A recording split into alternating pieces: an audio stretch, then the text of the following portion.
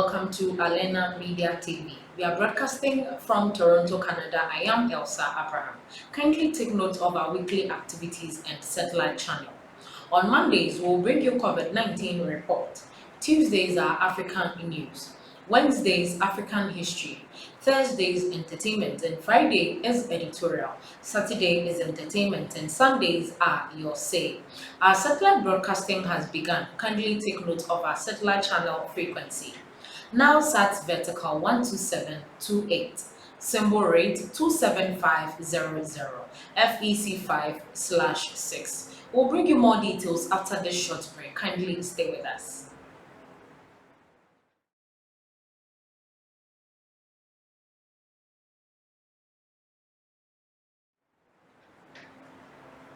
In today's editorial, we are going to talk about the Eritrean misery cycle and the way out. Since 2018, when the People's Front for Democracy and Justice, PFDJ, regime removed its face masks and its leaders revealed their true intentions and hidden agenda to undermine Eritrean sovereignty, Eritreans have consistently pursued efforts to protect their national sovereignty and attempt to block the destructive project adopted by the PFDJ regime because the entire project has become clear to everyone, skeptics and regime supporters alike. However, we firmly believe that the on-ground practices of the regime since 1991 were self-revealing for any observer. Its efforts aiming to undermine the national sovereignty were running afoot and continued to eliminate the dream of Eritreans to establish a sovereign and developed country. A country in which every Eritrean could enjoy freedom and a decent life.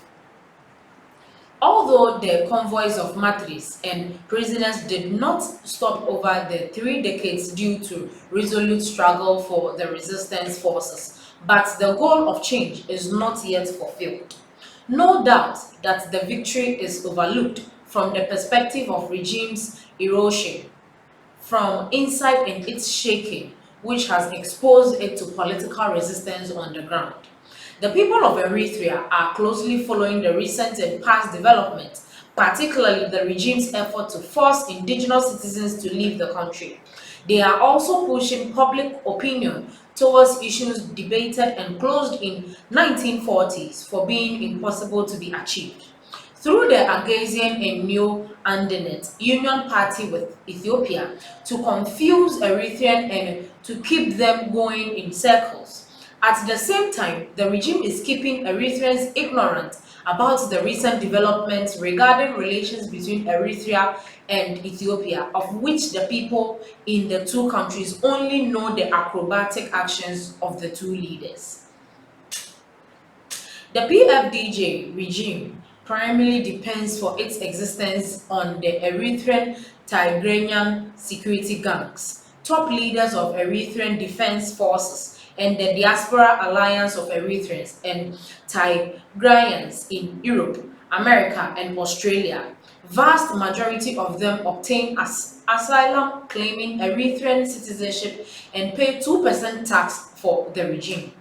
Along this came the unforgettable diplomatic support of some sectarian institutions that aim to whitewash the regime and justify its aggressive practices in front of Western society.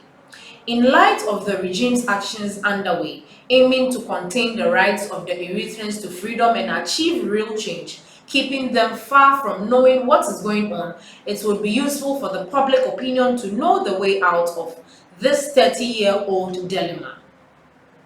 Therefore, I would like to share the ideas below with everyone working for the salvation of the Eritrean people from the cycle of misery and with all peace lovers. There are persistent attempts by the various apparatuses of the regime to maintain the status quo with patching and consensual processes within the same organizational, political, military, and security framework that created by Isaias Afwerki. Accepting this would mean turning a blind eye on all crimes committed by the regime against the people of Eritrea, including forced displacement, demographic change, marginalization, repression, religious and political persecution, which all in all are destructive measures that must not be considered gains for any party. What is being prepared now is a non-national outlook based on the religious and nationalistic fanaticism witnessed over the last 3 decades, which at the end undermines Eritrean sovereignty. To ensure a smooth transition, there is an urgent need for establishing a traditional national government that comprises of all components of the Eritrean people, regardless of political, religious, ethnic, and regional affiliations. Any move other than this is considered a continuation of the PFDJ sectarian system and its racist and systematic conclusion practices. Any change must commence with the release of all political prisoners and the taking of all necessary measures to reintegrate them socially and politically to play effective role in the intended political change and achieve the goals they had sacrificed for. An independent National Reconciliation Commission must be formed to work towards achieving a comprehensive national reconciliation and reparation for victims of the regime and secure a smooth and peaceful transition of power in Eritrea. This will foil the intention of all traitors and those seeking to undermine the Eritrean national sovereignty and destroy Eritrea. There is a widespread belief among the Eritrean patriots that the PFDJ regime, since its first seed was planted in the Eritrean soil by Isaias Afwerki, has been working tirelessly to stir religious strife and conflict between Christians and Muslims and intra-faiths, adding to that the Nationalities Project Beharet, which was adopted to break up the remaining bonds, social cohesion, and national unity of Eritreans. Therefore, there is an urgent need to stand united against the religious and national fanaticism which has become a reality under the PFDJ regime, especially among the Eritrean youth, by foreigners who infiltrated among them in the diaspora. It will be difficult for the Eritrean people to enjoy security and stability without dismantling the PFDJ party, liquidating its financial and commercial apparatus, its security and organizational system, and returning the property seized by the party to the legitimate government, and bring those responsible for the theft and plunder of public wealth in the name of the PFDJ party to justice. Activating the Constitution of the 1997 with fundamental amendments in line with the changes taking place and in light of what has been done and ongoing attempts to undermine Eritrean national sovereignty. The Eritrean constitution should be based on protecting national sovereignty, ensuring public freedoms, achieving justice for all, and legislation specific to all Eritreans between the people of Eritrea.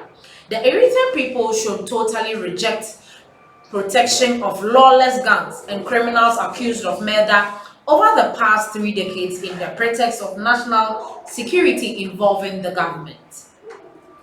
Protecting scoundrels and degenerates through by Isaias to repress and humiliate Eritreans. It's a serious offense and crime. No protecting scoundrels and degenerates brought by Isaias to repress the humiliated criminals. It is a serious offense and crime. No doubt, the so-called National Security Agency and its operatives lack basic sense of patriotism. Since its inception, it has been protecting the authority of a single person and Agassian project with the aim of exterminating Eritreans and displacing citizens from their land. The treacherous apparatus must be dissolved and its elements brought to justice, returning Eritrean refugees from the camp in neighboring countries to settle wherever they went in their country and defend the legal status and resolve the status of the remaining refugees. Establishing good neighboring relations with neighboring and world countries based on mutual respect. Also, all the restrictions that were imposed by the regime for nearly 3 decades, limiting the free movement of the citizens inside and outside the country, must be lifted. As freedom of movement is a human right guaranteed by a universal law that must be respected. On this occasion, I would like to remind the people of Eritrea in general that the matrices of their national resistance at home, in particular the Photo Uprising, the movement of freedom now, the popular resistance in eastern Eritrea, and all political prisoners opposed the repressive regime must be freed immediately. Eritreans must defend the dignity of their martyrs by rejecting the defamation of their images, the attempts by the Agassian and Neo-Anet groups who are trying to misrepresent them in front of the Eritrean public is an insult to our values and people for generations and must be confronted. Eritreans must make sure Isaias Afwerki does not see his dream come true by uniting their ranks on their own land and by practicing their national rights. His plans to destroy or to deprive them of their rights to live in peace must be challenged. Finally, I urge all Eritreans, including the national forces, to stand firm, united behind a single national project and pursue a united vision with a clear roadmap to get out of that tunnel in which we have been put by the false patriotism of the PFDJ leader and its affiliates. We have to struggle for freedom now, not tomorrow. This is where we end today's episode of Editorial. Please like, share, comment. Let us know your thoughts on this particular episode. Thanks for watching.